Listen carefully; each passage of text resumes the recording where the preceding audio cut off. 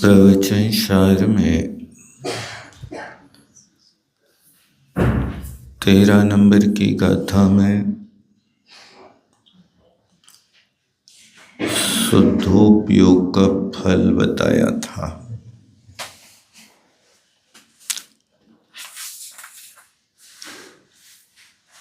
फल तो बता दिया, शुद्धोपयोग का तो नाम ही नहीं लिया। किसे कहते शुद्धोपयोग? ये आचार्यों की व्याख्यान की शैली होती है।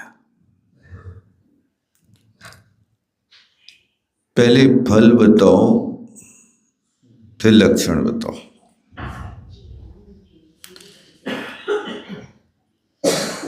जैसे तत्व सूत्र में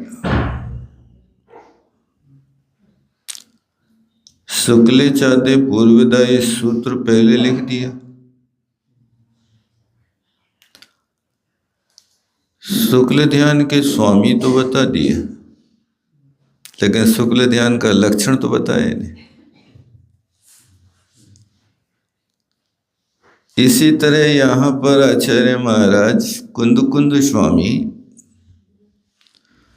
शुद्धोपयोग के फल से ये होता है, ऐसा सुख प्राप्त होता है। क्योंकि संसारी प्राणी को पहले लोभ दिखाओ,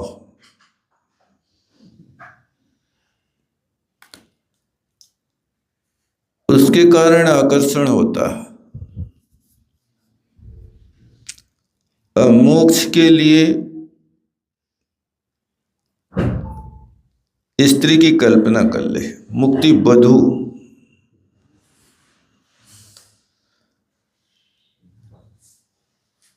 मुक्ति बधू कोई बधू की तरह आकार वाली होती है क्या? क्या वस्तु है मुक्ति? मुक्ति शब्द एक स्त्रीलिंग शब्द होने के कारण साहित्यिक शैली में उसको स्त्री की कल्पना कर ली जाती है। और संसारी प्राणी का एक आकर्षण होता है। उस आकर्षण के कारण सब साहित्य की कल्पनाओं को लेकर के कथन कर दिया जाता है, लेकिन अध्यात्म योगियों के लिए तो कुछ अलग ही धारा बहती है।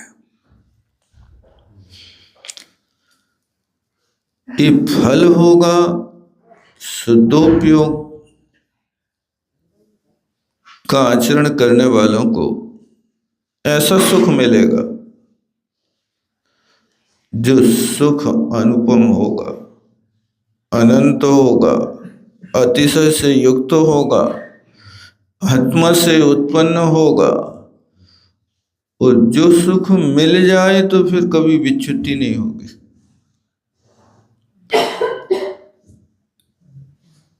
छद्मस्तों की दशा है कि जिस वस्तु से सुख मानता है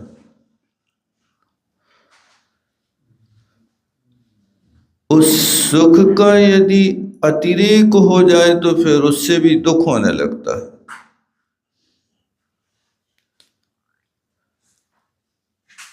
मान लीजिए किसी व्यक्ति को स्वर्ण के आभूषण बहुत अच्छे लगते हैं,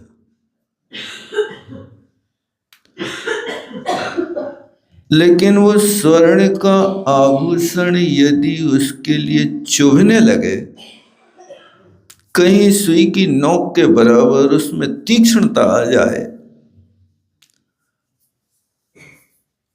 तो वो आभूषण सुख का कारण है कि दुख का कारण है?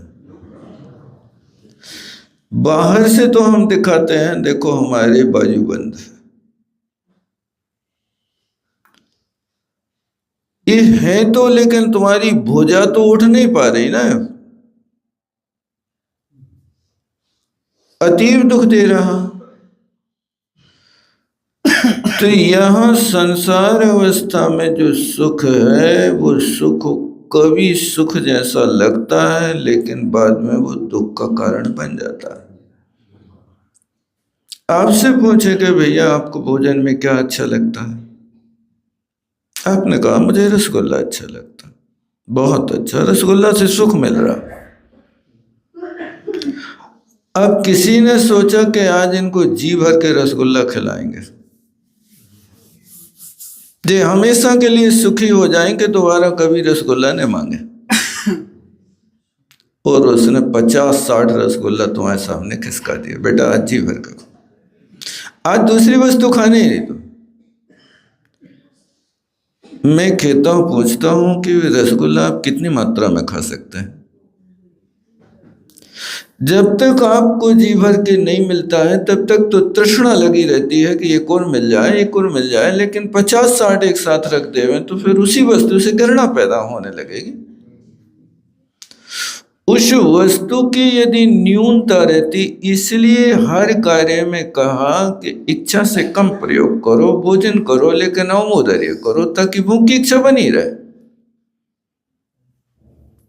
तो तुम सुखी होगे, अन्यथा मुश्किल पड़ जाएगा। यहां पर ये जो सुख है सांसारिक, इसके बाद दुख आता है।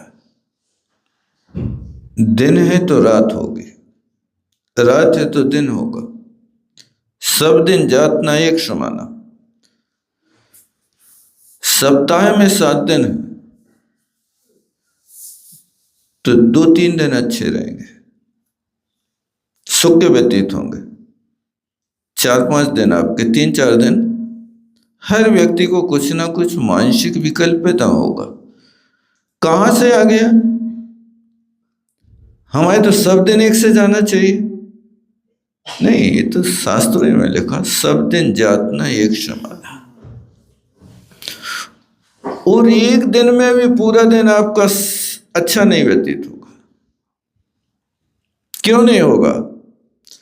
क्योंकि एक दिन के 12 घंटे होते हैं और 12 घंटे में 8 चौघड़ियां होती हैं। 8 चौघड़ियों में 4 चौघड़ियां तो ठीक रहती हैं और 4 चौघड़ियां गड़बड़ होती हैं। कहीं रोग है, कहीं उद्वेग है, कहीं काल है, अशुभ है। ये 4 चौघड़ियां तो खराब। शुभ है, लाभ है, अमृत है, चरक है, एक चौथी चौघड़िया तो वही मध्यम।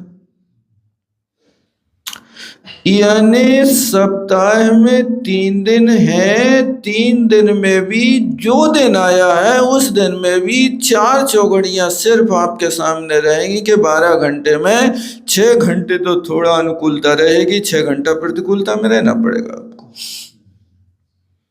एक समय की 1.5 घंटा की शुभ चौघड़ियां निकल गई तो दूसरे समय में उद्वेग बढ़ाएगी। काल कह रहा है कि तो रहेगा ऐसा। शारीरिक स्थिति काल को छोड़ करके यदि द्रव्य की अपेक्षा देखते हैं तो द्रव्य है, मान लीजिए आपका शरीर आपके अनुकूल है। अब आपके लिए दिन में चंद्र सूर्य चाहिए। अब वो चंद्र सूर्य 1 घंटा चलने के बाद में यदि सूर्य स्वर आ जाए तो तुम्हें तकलीफ बढ़ जाए, पेट फूलने लगे, तापमान बढ़ जाए, पित्त भड़कने लगे। क्या होगा? अभी तक तो हम अच्छे थे, कुछ नहीं हुआ। जैसे सूर्य अपनी गली बदल देता है, ऐसे तुम्हारे स्वर ने भी गली बदल ली। जो चलना चाहिए था चंद्र स्वर, अब आ गया सूर्य स्वर। अब वो स्वर जाकर के तुम्हारे लिए दिन में बाधा पैदा करेगा। क्या करें इस परिस्थिति में? इस परिस्थिति में आप अपने शरीर के डॉक्टर स्वयं बनो। इस परिस्थिति में काल के ज्ञाता है, आप स्वयं बनो। आपको जब उद्वेग आ रहा है तो आप थोड़ा सा देख लो कि इस समय काल चौघड़िया कौन सी चल रही है। यदि उस समय उद्वेग की चौघड़िया चल रही है तो आप अपने आप में शांति का धारण करो कि 1.5 घंटे तुम्हें सहन करना पड़ेगा। लाख डॉक्टर आ जाए, भगवान भी आ जाए तो तुम्हें टाल नहीं पाएंगे उसको। राई कुछ घट सके न तिल बढ़ने का, लिख दिया विधाता लेख नहीं मिटने का। विधाता का अर्थ क्या है? ब्रह्मा विष्णु ने नहीं, तुमने जो कर्म अपने आप में बांध रखा है वो कर्म इस काल में फल प्रदान करेगा। सावधान रहना होगा। यदि सावधानी बरतोगे तो काम हो जाएगा, और यदि सावधानी नहीं रखी तो हम घबरा जाएंगे। हर पल सावधानी की जरूरत है, हर पल समझदारी की जरूरत है। बहादुरी कभी कभी काम आती है, समझदारी हर पल और हर पक्ष काम में आती है। क्या बहादुरी कभी कभी काम आती है? बहादुरी के लिए रोज आवश्यकता नहीं पड़ती, क्योंकि तुम्हें कोई मिले नहीं है। हर व्यक्ति तुम्हारे सामने हाथ जोड़े खड़ो रहे, बहादुरी कौन पे दिखे? मतलब हर व्यक्ति तुम्हारे अनुकूल चले, तुम्हारी इच्छा के अनुकूल चलता रहे, तो तुम्हारी बहादुरी का काम क्या? नहीं, हमारी यही बहादुरी है कि कम से कम तुम हाथ तो जोड़े खड़े हो। लेकिन समझदारी जहां होती है वहां पर हर पल हर पग व्यक्ति सुखी रहता है। इसलिए कोशिश करें, समझदारी रखें, सावधानी रखें, उद्वेग का काल आए तो थोड़ा सा धैर्य रखें, घबराने की कोशिश न करें। ये यहाँ पर शुद्धोपयोग के फल को अपन ने इतने विशेषणों के माध्यम से जान लिया कि ऐसा सुख मिलेगा। अब शुद्धोपयोग का लक्षण देखो क्या है। ये फल तो मिलेगा, लेकिन आधार तो मजबूत बनाओ। आधार क्या है? शुद्धोपयोग। पहले फल होता है कि वृक्ष होता है? क्या होता है बताओ?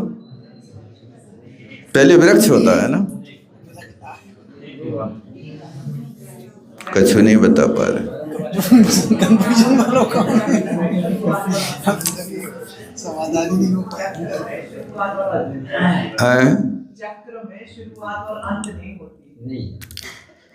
देखो, हम तो आपसे ये पूछना चाह रहे हैं कि आचार्य महाराज ने पहले फल बताया है, फल पहले चखो।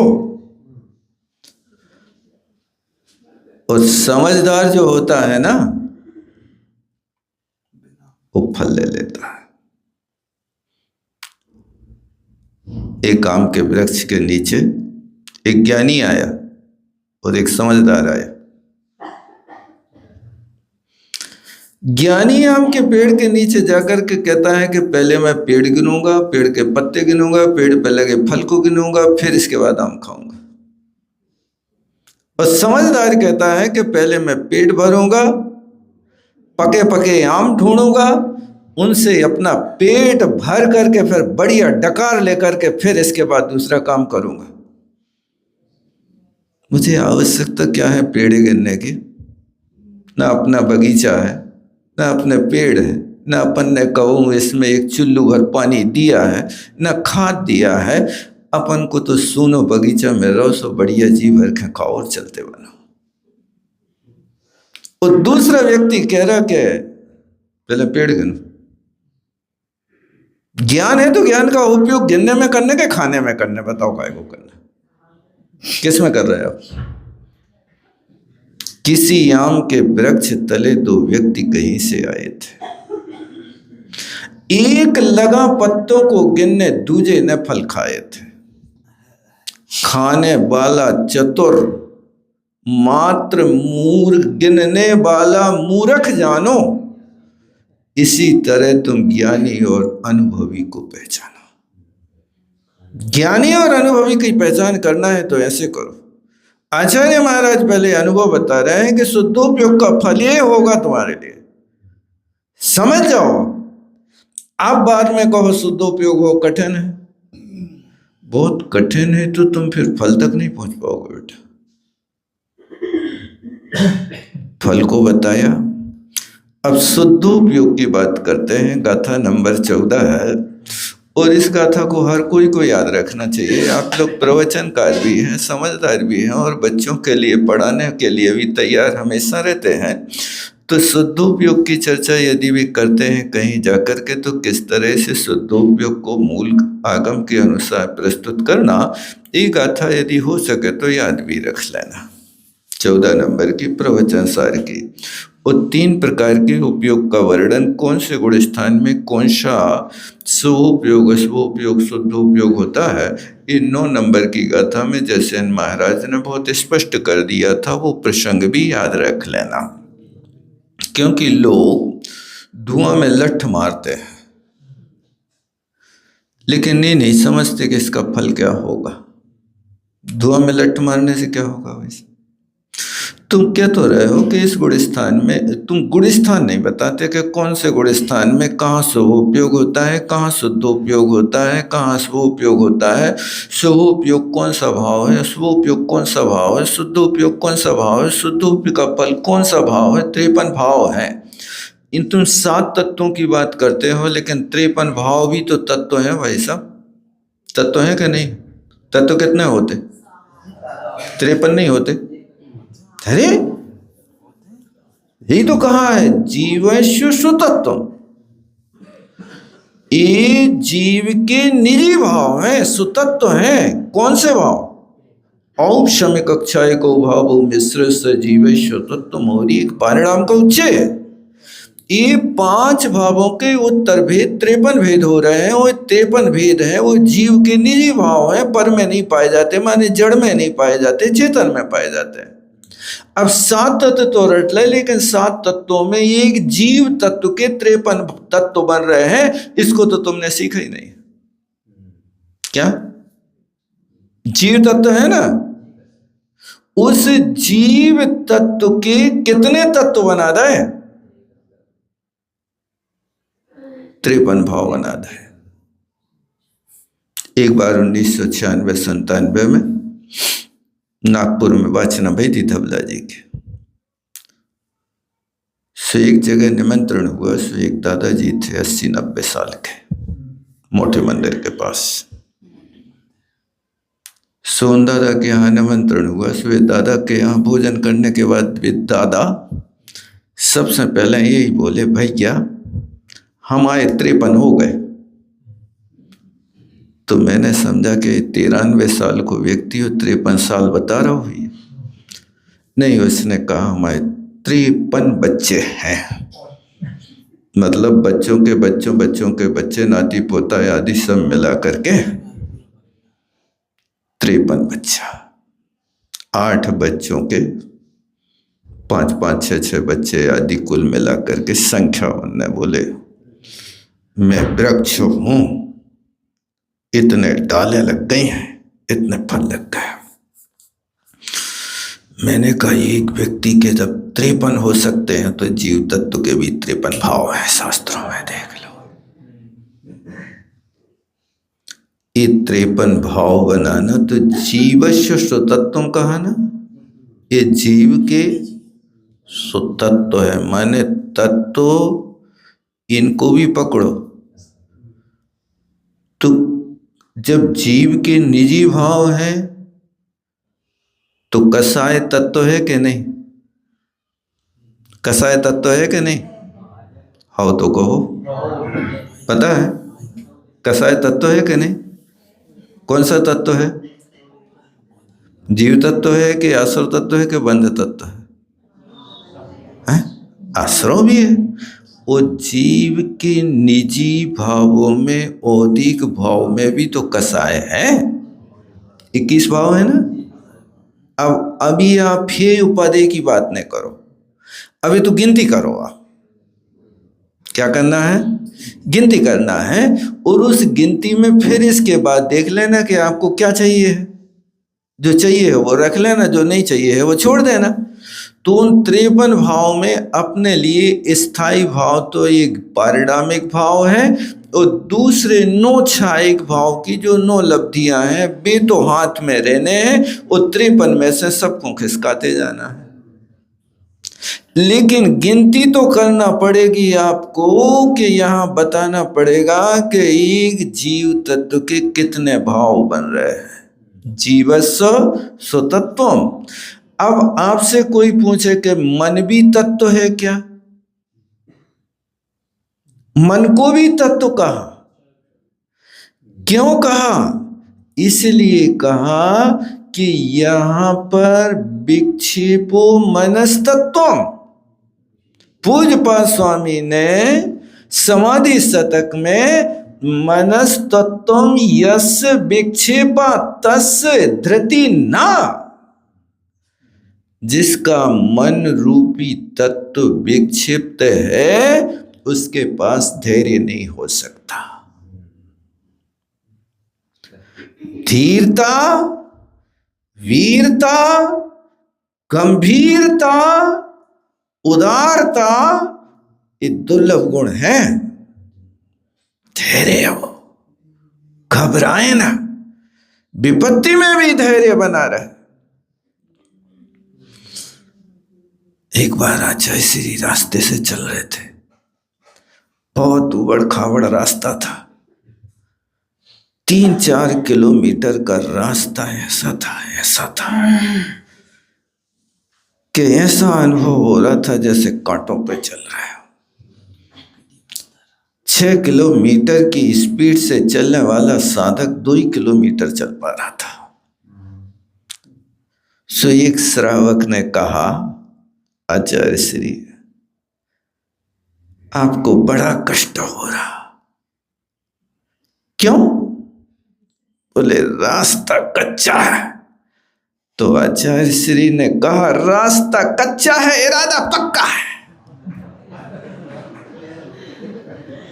कच्चे रास्ते पर भी पक्के इरादे के साथ चलते हैं, धीरता गुण है, घबराते नहीं। देखने वाले घबरा जाए,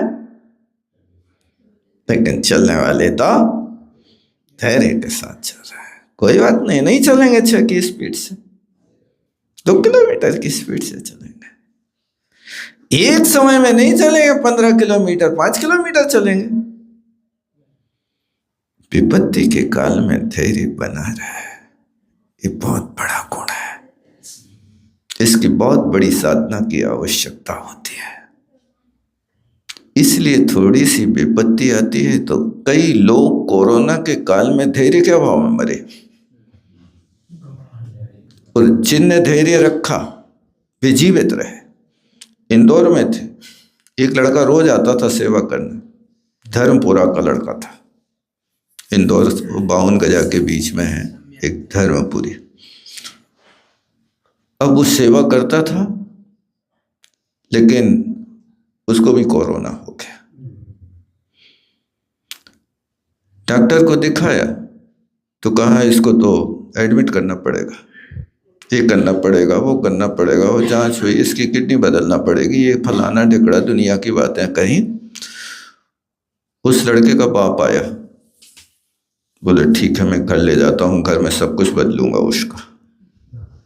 और वो घर ले गया, 1 पैसे की दवाई नहीं खाई।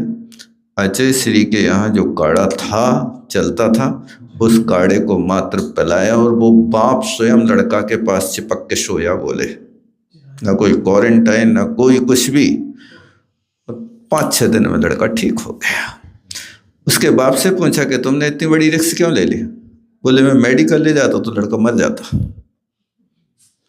इनको तो कोई भी पेशेंट आ जाए, 5 लाख रुपए का बिल बना के सरकार से पैसा लेने, वो व्यक्ति मरे या जिए, व्यवस्थित लड़के के लिए भी वे अपने निकाल लेते हैं, यहाँ से किडनी निकाल लेते, कहीं कुछ निकाल लेते, और हमें क्या ज्ञान के हमारो क्या कर रहे थे। हम जानते नहीं। वो कागज देखना कि तुम जो फोटो दिखा रहे ना, तुम कहते रहे देखो देखो देखो, यहाँ से ऐसा होगा, यहाँ से ऐसा होगा, यहाँ से ये होगा। हम जानते ही नहीं है कि क्या हो रहा है। उस व्यक्ति ने धैर्य से काम किया, और वो लड़का आकर के आज अच्छे से पढ़ लिख करके सर्विस कर रहा है। और जो नहीं माने और मेडिकल ले गए, फिर मुर्दा बन के आए, जिंदा मिले ही नहीं। इसलिए विपत्ति के कार्य में धैर्य रखना, कभी घबराना नहीं। ऐसे यदि धैर्य रहोगे तो बहुत अच्छे रहोगे, अन्यथा मुश्किल पड़ जाएगा। धैर्य की बात है। पदम उसमें पांडव पुराण में बताया, पढ़ो आप लोग पांडव पुराण। जब 5 पांडव और कुंती के साथ नदियां पार कर रहे थे नाव पे बैठ करके, भाग्य चीज कि नदी के बीच में पहुंचे तो नाव रुक गई। अब नाव के लिए खेवटिया खूब उपाय करे, लाख उपाय करे, नाव बढ़े ही नहीं। अब क्या करें? तो धर्मराज युधिष्ठिर ने पूछी उस खेवटिया से कि भैया क्या हो गया? बोले महाराज देवता रूठ गया। अब देवता को एक व्यक्ति की बलि ले है तब छोड़ है वो। तो धर्मराज बड़ी चिंता में पड़ गए। सो भीम तो मजाकिया थे ही। सो उनने कहा भैया चिंता काहे कर रहे, ये खेवटिया को पटको, हम नाव चले।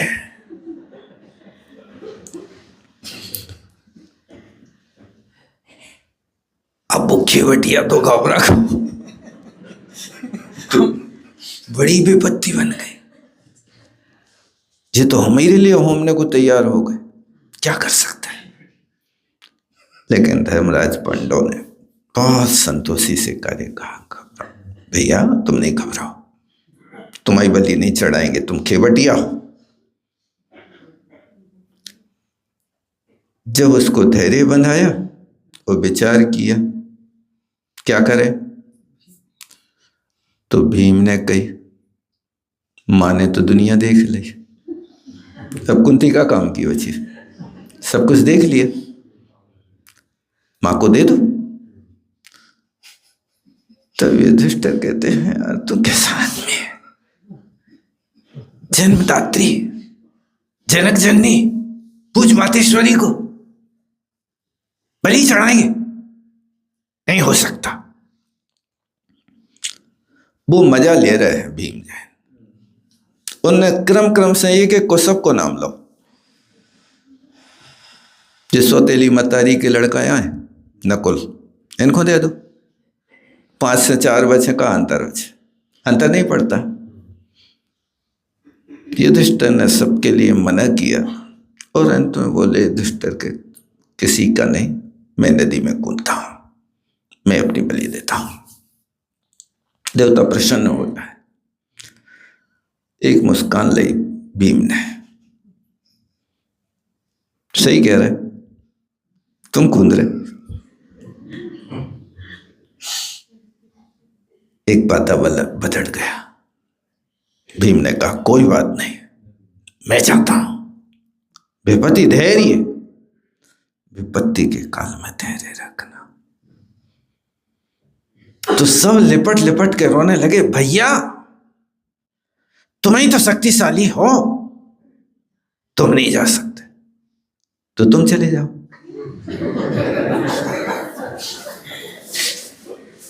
अब क्या करें? मरने से तो हर व्यक्ति डरता है और मौत हमेशा धमकाती रहती है। भीम ने जब साहस बांधा और छलांग लगाई और कूद गया तो ग्राह ने उसको ग्रस लिया तत्काल। और जैसे ही भीम को ग्रसा, पूरा का पूरा निगल गई और उसके पेट में जाकर के पूरा साबुत भीम को सुरक्षित रख दिया उसने।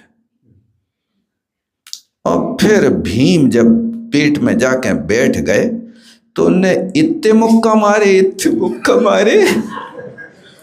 कि उसका पेट फट गया और वे पेट से निकल करके बाहर आ गए। तब तक यहाँ नाव किनारे पहुंची, तब तक ये अपने उससे लड़ भिड़ करके उसको परास्त करके बाहर निकल करके और आकर के तैर करके फिर अपने चलो भैया अपने देश। विपत्ति धैर्य है। काल के गाल में जाने के बाद भी यदि तुम्हारे अंदर साहस है तो उसके पेट में बैठ करके भी युद्ध कर सकते हो। और यदि साहस नहीं है तो घर में चूहा होवे और कोई कह दे देखो सांप, तो घर छोड़ कर भग जाए वो आदमी। घर ही में नहीं रहे, अभी घर में सांप रहने लगो, सांप रहे हम तो जा रहे घर छोड़ कर। कोशिश करें इन सब चीज़ों को धारण करने के लिए। तो ये गाथा बड़ी प्यारी गाथा है, 14 नंबर की। इस गाथा को अपन पढ़ते हैं। कहते हैं आचार्य महाराज, अथ शुद्धोपयोग परिणत आत्मस्वरूपम निरूपयते। अब शुद्धोपयोग में परिणत आत्मा के स्वरूप का निरूपण करता है। सुविदित सुतो संयम तव संजदो विगद रागो समणो समसो दुखो बण दो शुद्धो वयोगोती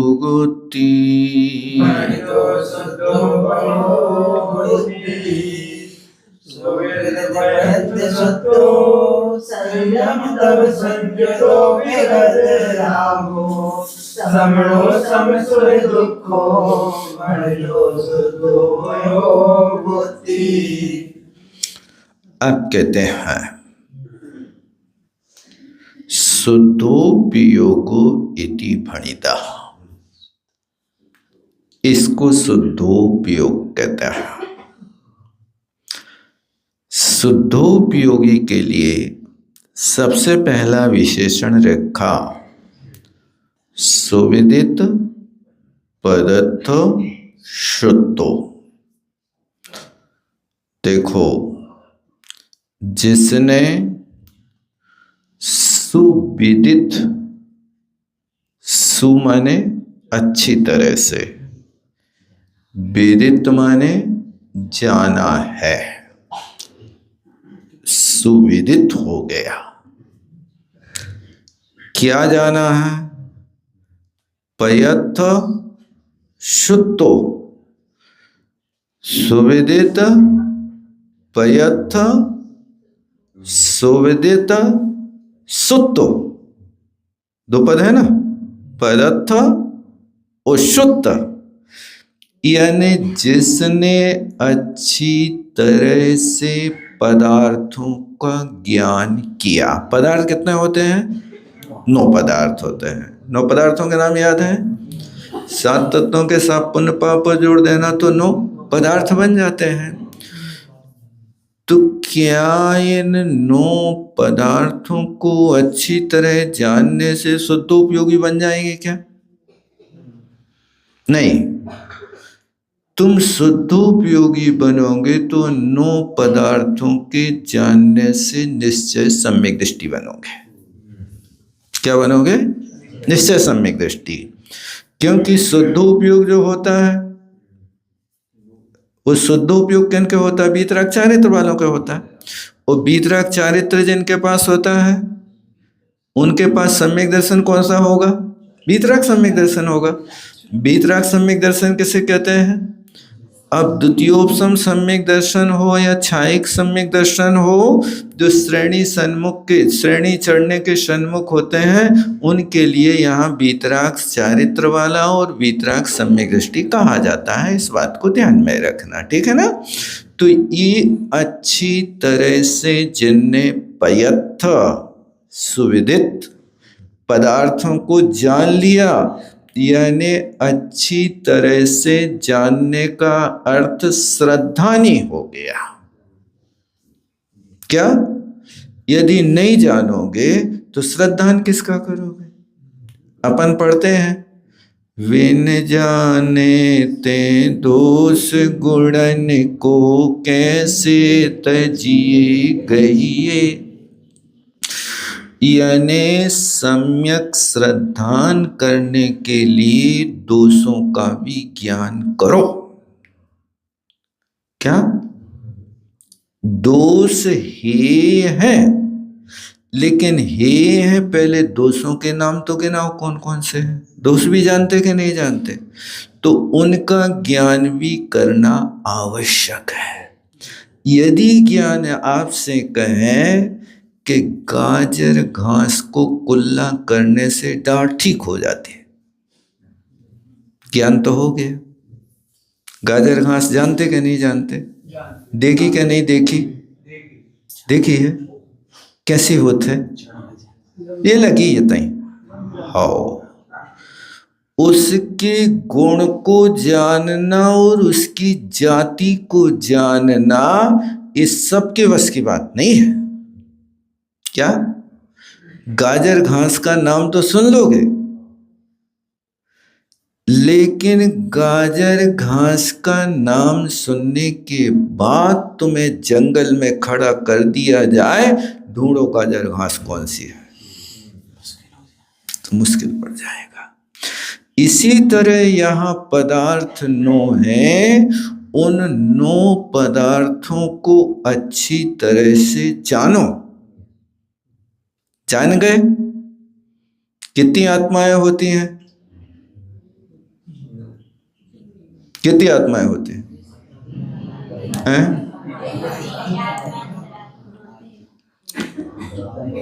दो होती के 3 होती के और ज्यादा होती हैं?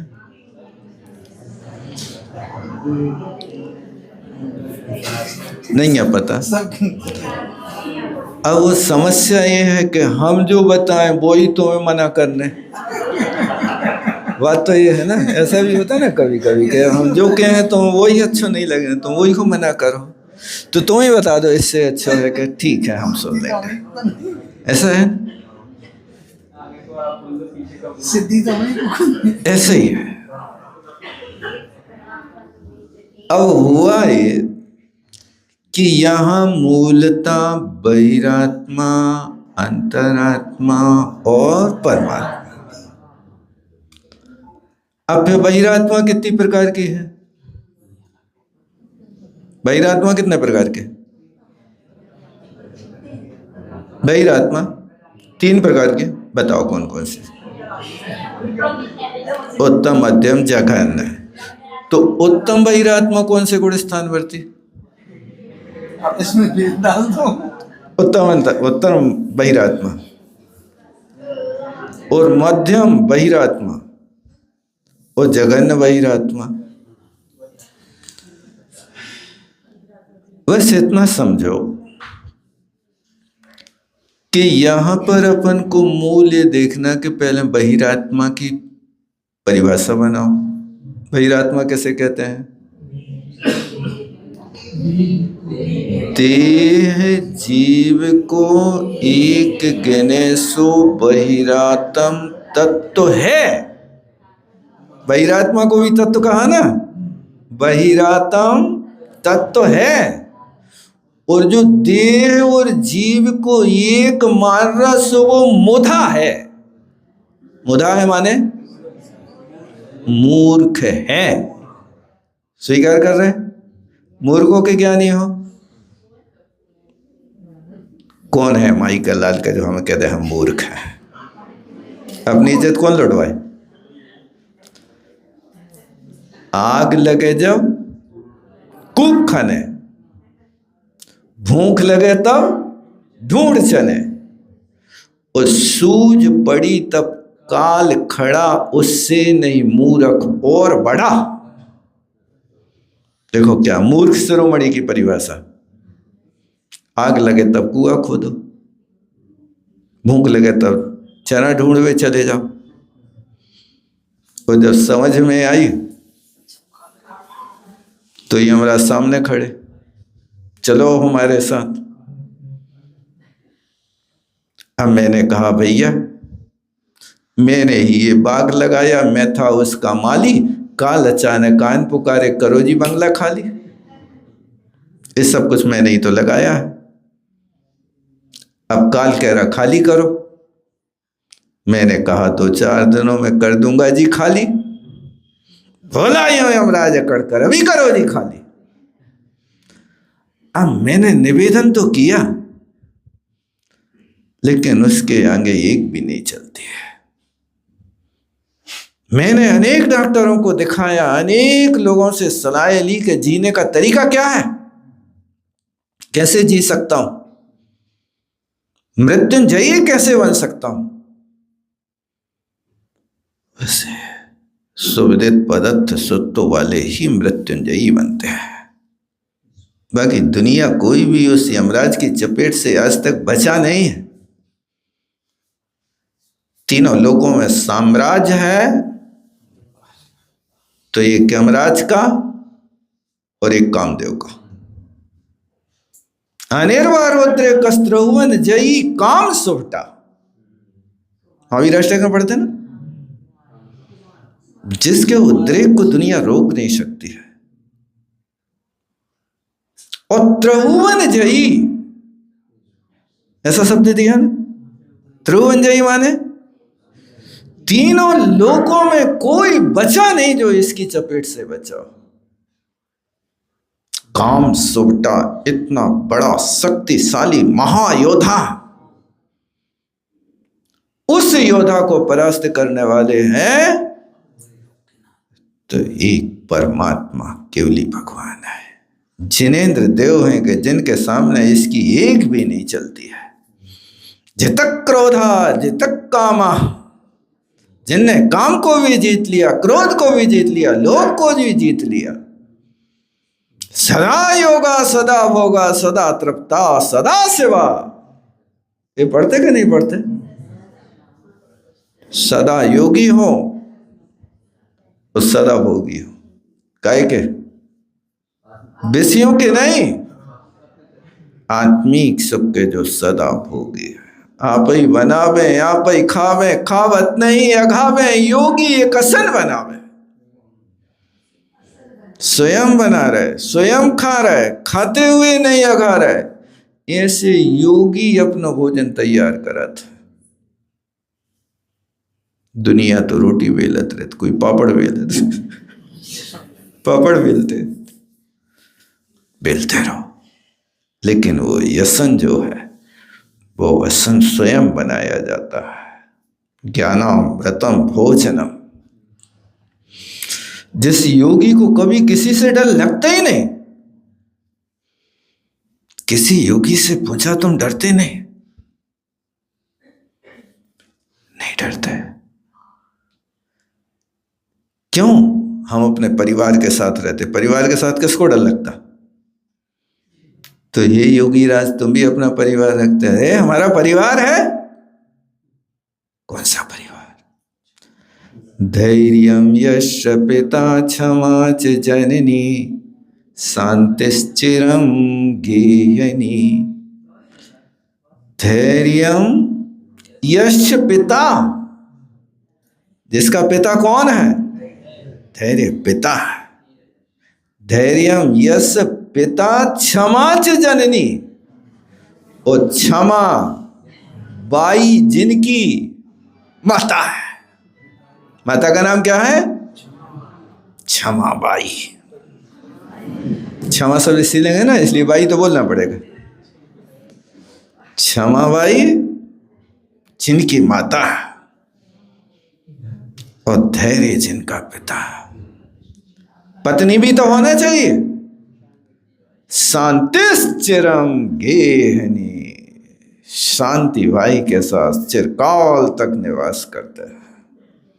शांतिश्चिरं गेहनी। भ्राता सोनू यस दया च भगनी, संयम जिनका भैया है और दया जिनकी बहन है। और आगे क्या है? भ्राता मनः संयमा और दया भगनी। सय्या भूमि तलम दिशो विवसनम। सोते काय पे हैं? भूमि तलम सय्या। सय्या जिनकी भूमि तल है, पैरते क्या है? दिशाएं जिनकी वस्त्र हैं। इति यस्य कुटुंबिनो वद सखे कस्मात् भयं योगिना।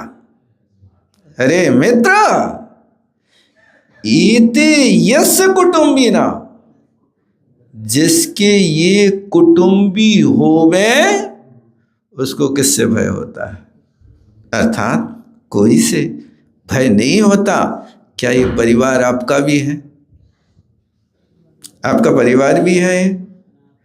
आपने अपने परिवार तो उनको बसा रखे हैं जिनके लिए कहा माँ बाप श्रुता सुत नारी, झूठे झंझट संसारी, देता नहीं कोई सहारा, ये आत्मा हमारा। बार बार चिल्ला रहा, देता नहीं कोई सहारा, देता नहीं कोई सहारा, फिर भी वो ही हमारा नहीं है। जिनके लिए उल्टी गिनती पड़ी कि देता नहीं कोई सहारा, उसी को मानता हमारा। यही तो बहिरात्मा की दशा है। उस तोता को राम राम राम रटा दिया और साक्षात राम आकर के उसके मुंह में उंगली डाले तो उनको कतर नहीं कतर देगा। जिन राम की माला जप रहा है उन्हीं को काट दिया। राम नाम है, भाव निक्षेप नहीं है। इसी तरह ये बहिरात्मा है। ये बहिरात्मा किसी दूसरे का नहीं, अपना स्वयं का ही अनर्थ करने में लगा है। क्योंकि देह जीव को एक गिने बहिरात्म तत्व मुधा है। 24 घंटे में सबसे ज्यादा समय जीव को दे रहे कि शरीर को दे रहे? काय को दे रहे? ईमानदारी से बताना। 24 घंटे में कितने घंटे अपनी आत्मा के लिए निकाले आपने? कुछ है कि नहीं समय? कब देते आप अपने समय? जब भी समय दिया तब सारा का सारा समय शरीर खा गया। जितनी पूंजी थी भैया, तुमने सारी पूंजी को फर्नीचर बनवा लो, अब दुकान काय में चले होता। समझदारी है। सबरी पूंजी को दुकान तो सजा ली, लेकिन कपड़े ही नहीं है, माले ही नहीं है, कैसे चले हो? फर्नीचर बिकता क्या? इसलिए कोशिश करो अंतरात्मा बनने की। तो सुविदित पदार्थ सुतो, इस वाक्य पे अच्छी तरह से विचार करना है कि हमने अच्छी तरह से पदार्थ को जाना कि नहीं जाना, उस सूत्र को जाना कि नहीं जाना। हम सूत्र को कोई दे देवे तो लिख के तो रख लेते हैं, लेकिन पढ़ने की फुर्सत नहीं होती है। आज के समय में लोग बड़े व्यस्त हैं। अच्छी बातें पेन ड्राइव में रखते हैं और बुरी बातें दिल में रखते हैं। फिर से बोलें, क्या अच्छी बात है? कहाँ डरी वह पेन ड्राइव?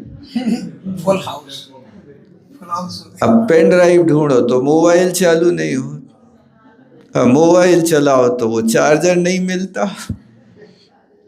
कितनी पराधीनता है। बदल लो ना।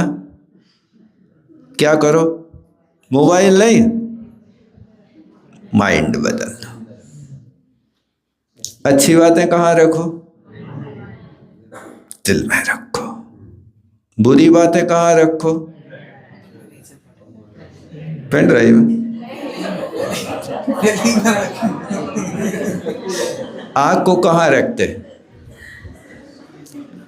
आग को तो राख में ही गड़ा के रखो जाता है, कोई गद्दा में छिपा के नहीं रखता। आग कहाँ रखते? राख में ही छिपा के रख सकते हो। इसलिए वे तो अपने पास बुरी बातें रखने की है ही नहीं। अच्छी बातें रखो तो माइंड में रखो और फिर उनका हर वक्त प्रयोग ऐसे करो कि जैसे हाथ में टार्च रहता है ना, अंधेरा दिखे तो जला लो। टार्च को काम क्या है? अंधेरा सामने आए तो टार्च जलाओ। इसी तरह जब अपने सामने कोई विपत्ति की बात आए तो वो दिल में से निकाल के ज्ञान की टार्च जलाओ, अपना काम चलाओ। लेकिन हम उपयोग नहीं कर पाते हैं, इसलिए हमारा जीवन सुखी नहीं बन पाता। कोशिश करो अपने जीवन को सुखी बनाने के लिए कि अपने जीवन को आप एक अगरबत्ती होती है और एक मोमबत्ती होती है। तो अपने जीवन को अगरबत्ती ने बना के मोमबत्ती बनाने की कोशिश करो। अगरबत्ती कैसी है? धू धू करके जल कर राख हो जाती है, उजाला नहीं होता, पढ़ नहीं सकते। लेकिन मोमबत्ती कैसी है? जलती है, पिघलती है और निज पर को प्रकाशित करती है। हो रही कि नहीं हो रही? मोमबत्ती के अंदर देखो कितना करुणा भाव है। मोम जल रहा कि धागा? कौन जल रहा? एक बार धागा ने पूछा भाई साहब मोम से, बहन मैं जलता हूं तो तुम क्यों आंसू बहाती हो? किसने कहा? कौन से धागा ने? सुई के धागा ने नहीं, मोम के भीतर पड़ा जो धागा है ना, बत्ती, उस धागा ने मोम से पूछा, बहन मैं जलता हूं तुम क्यों आंसू बहाती हो? तो मोम ने उत्तर दिया, भैया जिसको दिल में स्थान दिया है वो जलता है तो आंसू तो आ ही जाते हैं। इसलिए अपने जीवन को क्या बनाना? मोमबत्ती की अगरबत्ती? अगरबत्ती बनाओगे तो धू धू करके राख हो जाओगे, कुछ नहीं मिलेगा। लेकिन मोमबत्ती बनाओगे तो जलना लेकिन पिघलना। और निष्फल को समय आज बहुत हो गया।